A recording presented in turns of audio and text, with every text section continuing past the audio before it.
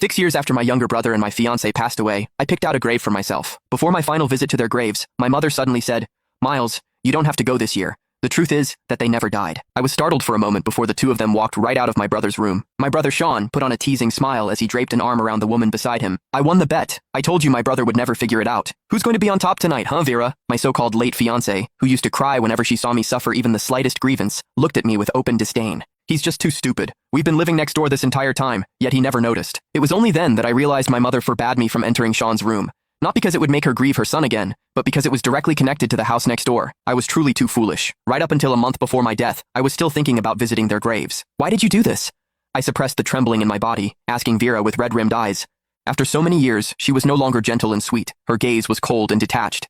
"Miles, it's because you've never been very sensible." My mother frowned at me as well. "For all these years, we were just trying to teach you how to behave, to stop always trying to compete with your brother. Miles, they already have a child. Let go. You'll meet someone better." "I never took anything from Sean," I choked out. "When I was a child, my parents always remembered what Sean liked. I was forced to like the same things just to earn a shred of their care. Yet my mother only bought clothes in his size. No matter how many times I reminded her, my sleeves and pant legs were always too short, leaving me mocked for years. I should have realized it earlier. Miles, they never loved you." Perhaps my expression was too pathetic. The coldness Vera had built around herself wavered for a moment, and she handed me a tissue. "Miles, just focus on the future." I did not take it.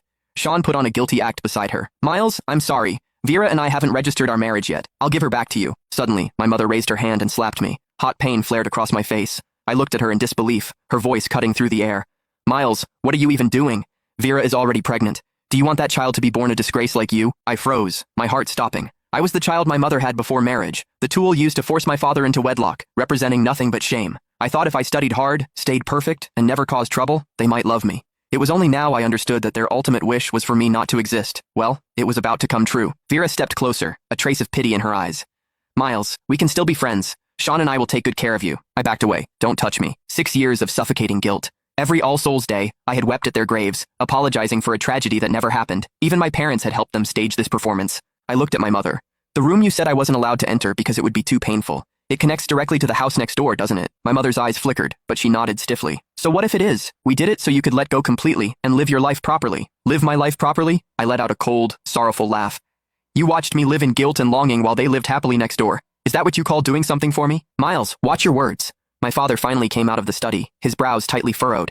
"They were in love. They only faked their death so you wouldn't be hurt. They've already suffered enough over the years. What else do you want?" "In love? Suffered?" The words pierced straight through my chest. At that moment, a notification popped